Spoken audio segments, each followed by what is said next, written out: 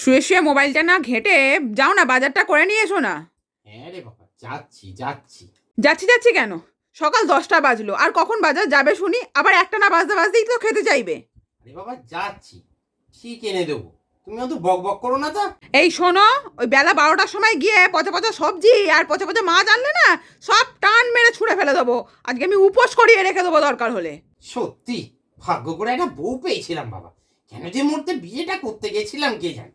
হ্যাঁ, আমার মাও না আমাকে পই পই করে বারণ করেছিল যে ওই ছেলেকে বিয়ে করিস নি রে, ওই ছেলেকে বিয়ে করলে তোর জীবনটা ভাজা ভাজা হয়ে যাবে। আমিও যে মায়ের কথাটা কেন শুনিনি তখন। কি বললে? তোমার মা আমাকে বিয়ে করতে তোমায় বারণ করেছিল? হ্যাঁ, বারণ করেছিলই তো।